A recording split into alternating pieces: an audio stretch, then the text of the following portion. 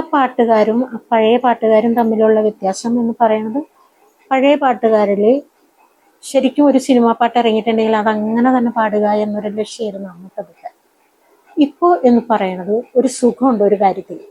കാരണം അങ്ങനെ തന്നെ പാടേണ്ടതില്ല. ഇപ്പൊ അത് പുതിയ വേഷനായിട്ട് ഇറക്കുന്നത് അതിന്റെ BGM കംപ്ലീറ്റ് അങ്ങോട്ട് മാറ്റി വേറെ ടൈപ്പാക്കി, എന്നിട്ട് ഇപ്പൊ നല്ലൊരു മെലഡി ആണെങ്കിൽ അത്രയും തിങ്സും ഒന്നും കൊടുക്കാതെ ഒരു ചെറിയൊരു ഇതിലായിട്ട് അതിന്റെ ഒരു ടച്ചിൽ അത് പാടി വിടും.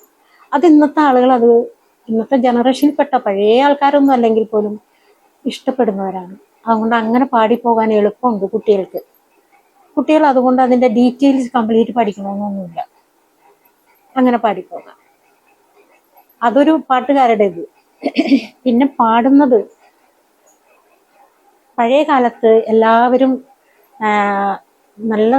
നന്നായി പാടുന്ന പാട്ടുകാർ തന്നെയായിരുന്നു. ഇന്ന് നന്നായി പാടുന്ന പാട്ടുകാരായിട്ട് എനിക്ക് ഇടപഴകണില്ല ഞാൻ അധികം. എന്നാൽ എന്നെ പോലെയൊക്കെ ഉള്ള മറ്റതൊക്കെ എന്നേക്കാൾ മുന്തി നിൽക്കുന്ന പാട്ടുകാരായിട്ടാണ്. കാരണം ഒരുപാട് പ്രോഗ്രാംസിലും ഒരുപാട് എക്സ്പീരിയൻസ് ഉള്ള ഗായകരായിട്ടാണ് പണ്ടൊക്കെ ഞാൻ സംസാരിച്ചിരുന്നതും പരിചയപ്പെട്ടിരുന്നതും ഒക്കെ.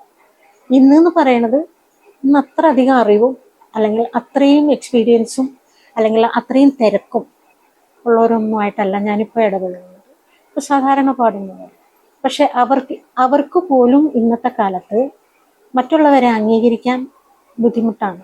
എന്നാൽ അവർക്ക് ഈ പറഞ്ഞ പോലെ എങ്ങനെ വേണമെങ്കിലും പാടാവുന്ന ഒരു കാലം വന്നതുകൊണ്ട് അവർക്ക് ഇതൊന്നും അത്ര ഒന്നുമില്ല, എനിക്കും ഇതൊക്കെ നന്നായി കഴിയുമെന്നുള്ള ആ ഒരു ഇത് കുട്ടികൾക്ക് വന്നേക്കുന്ന ഒരു കാലമാണ്. അപ്പം അതുകൊണ്ട് അതൊക്കെ മാറ്റങ്ങളെ നമ്മൾ അംഗീകരിച്ചു കൊടുത്തുകൊണ്ട് എല്ലാത്തിനും റൈറ്റ് പറഞ്ഞുകൊണ്ട് നമ്മുടെ ഉള്ളിലൊരു ശരി ഉണ്ടാവാം, അല്ലെങ്കിൽ ഒരു അംഗീകാരം ഉണ്ടാവാം. എത്ര ഒരു 10 പേര് പാടിയിട്ടുണ്ടെങ്കിൽ ആ 10 പേരെ 10 സൈസായിട്ടായിരിക്കും നമ്മുടെ മനസ്സിലുള്ള അംഗീകാരം. 10 സൈസ് കഴിവുകളും അവരിലുണ്ടാവും. എങ്കിലും ഒന്നും പുറത്തു പറയാതെ എല്ലാവരുമായിട്ട് സഹകരിച്ചു പോകാണ് ഇന്നത്തെ കാലത്തെ ഗായകരോടൊപ്പം കൂടുമ്പോൾ നല്ലത്, പഴയ കാലത്തല്ല.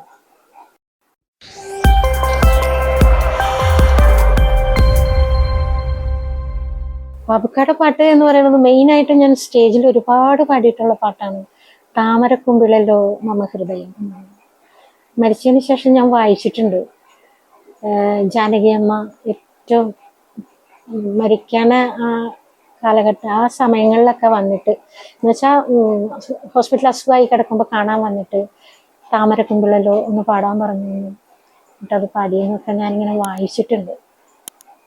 അപ്പോൾ പക്ഷെ അതിനൊക്കെ ഒരുപാട് മുൻപേ ഞാൻ താമരക്കുമ്പിളല്ലോ എന്നുള്ള പാട്ടാണ് കൂടുതലും ഞാൻ സ്റ്റേജിൽ പാടിയിട്ടുള്ളത്. ആ പാട്ട്, താരാ നിൻ കൽപ്പനയാൽ പൂവനം തന്നിലൊരു പാതിരപ്പൂവായി വിരിഞ്ഞു ഞാൻ.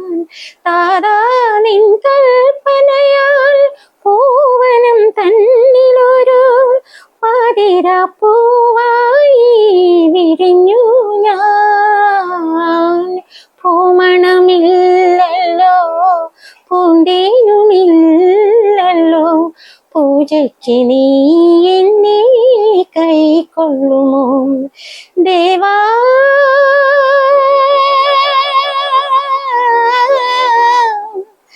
ദേവാ